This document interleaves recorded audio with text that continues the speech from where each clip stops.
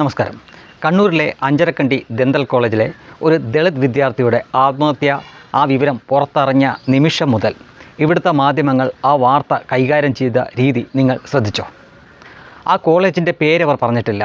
അത് ആരുടേതാണ്, ഏത് മാനേജ്മെൻറ്റാണ്, ആരാണ് അതിൻ്റെ ഉടമ, ഇതൊന്നും അവർ പറയുന്നില്ല.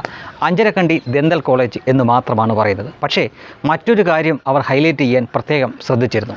അതായത് ആരോപണ വിധേയനായ ആ അധ്യാപകൻ്റെ പേര് റാം എന്നാണ്.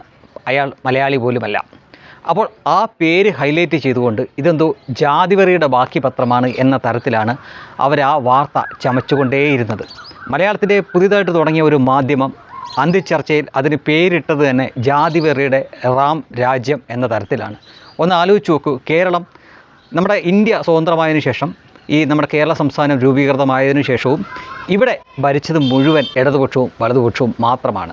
ഇവിടെ ആകെ BJPക്ക് കിട്ടിയിരിക്കുന്നത് ഒരു MLA മാത്രമാണ്. അങ്ങനെയുള്ള ഒരു സംസ്ഥാനം എങ്ങനെയാണ് റാം രാജ്യമാവുന്നത്? ഇനി അതെല്ലാം പോട്ടെ, ഒരു കോളേജിലെ കേവലം ഒരു അധ്യാപകൻ മാത്രം, ഇനി അയാൾ എത്ര മോശപ്പെട്ട വ്യക്തിയുമാവട്ടെ, അയാളുടെ പേരിൽ ഒരു സ്ഥലം പോലും അറിയപ്പെടില്ല. പിന്നെങ്ങനെ ഒരു സംസ്ഥാനം അറിയപ്പെടും? പിന്നെങ്ങനെ ഒരു രാജ്യം അറിയപ്പെടും? അപ്പോൾ അവിടെ വളരെ വ്യക്തമായും ദുരുദ്ദേശപരമായിട്ടാണ് അങ്ങനെ ഒരു ഹെഡിങ്, തലക്കെട്ട് അവർ കൊടുത്തത്. ഇനി നമുക്ക് യാഥാർത്ഥ്യത്തിലേക്ക് വരാം. ഇപ്പോൾ എന്തായാലും ആ കോളേജിന് പേരുണ്ടെന്നും ആ കോളേജിൻ്റെ പേര് കണ്ണൂർ ദന്തൽ കോളേജാണെന്നും ഇപ്പോൾ പുറത്തു വന്നിട്ടുണ്ട്. ആ തുടങ്ങിയ സമയത്ത് അവർ പറയില്ലായിരുന്നു. അങ്ങനെ പറഞ്ഞിരുന്നെങ്കിൽ ഏതൊരു മനുഷ്യനും അത് നെറ്റിൽ കയറി ആരാണ് ആ കോളേജ് നടത്തുന്നത്, ഏത് മാനേജ്മെൻറ്റാണ്, ആരാണ് ഉടമസ്ഥൻ എന്നൊക്കെ അറിയാൻ സാധിക്കുമായിരുന്നു. ഇപ്പോഴെന്തായാലും അത് പുറത്തു വന്നിട്ടുണ്ട്. അബ്ദുൾ ജബ്ബാർ ഹാജി എന്നൊരു വ്യക്തിയാണ് ആ കോളേജിൻ്റെ ഉടമസ്ഥൻ. ആ കോളേജ് കെട്ടിപ്പൊക്കിയത് തന്നെ അനധികൃതമായിട്ടാണ് എന്ന് പറയപ്പെടുന്നു.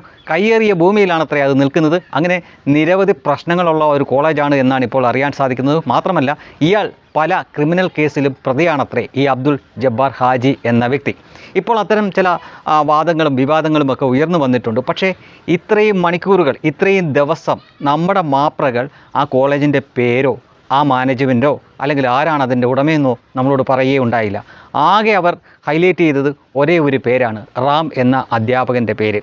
ദളിത് പീഡനവും ആത്മഹത്യാ പ്രേരണ കുറ്റവും ഒക്കെ ചുമത്തി ഇയാളെ മാത്രം ഇവർ പോയിൻ്റ് ഔട്ട് ചെയ്തിട്ട് സമൂഹത്തിന് മുന്നിലേക്ക് കുറ്റവാളിയായിട്ട് നിർത്തുകയായിരുന്നു. ആ മാനേജ്മെൻറ്റ് എത്ര വർഷമായിട്ട് അത് തുടങ്ങി, ആരാണ് അവിടെ ഇത് നടത്തിക്കൊണ്ട് പോകുന്നത്? ഇതിനു മുമ്പ് പരാതി ഉണ്ടെങ്കിൽ ഈ വിദ്യാർത്ഥികൾ എന്തുകൊണ്ട് പരാതിപ്പെട്ടില്ല? അല്ലെങ്കിൽ ഈ മാനേജ്മെൻറ്റ് ഇത്തരം പരാതികൾ എങ്ങനെയാണ് കൈകാര്യം ചെയ്യുന്നത്? ഇതിനെപ്പറ്റി ഒന്നും മാപ്രകൾ ചർച്ചയില്ല, നമ്മളോട് പറയുന്നുമില്ല. ആകെ അവർ ഒരേ ഒരു കാര്യം ആ പേര് റാം എന്നായതുകൊണ്ട് മാത്രമാണ് അവർ അത് ഹൈലൈറ്റ് ചെയ്തത്. ഇനി മറിച്ച് അതൊരു മുഹമ്മദ് ആയിരുന്നെങ്കിൽ ആ പേര് കൂടി അവർ മറച്ചു വെച്ചേനെ. ഇതാണ് കേരളത്തിൽ നടക്കുന്ന മാധ്യമ പ്രവർത്തനം. ഇതാണ് ഇവൻ്റെയൊക്കെ കോണാട്ടു പ്ലേസിലെ മാധ്യമ ധർമ്മവും.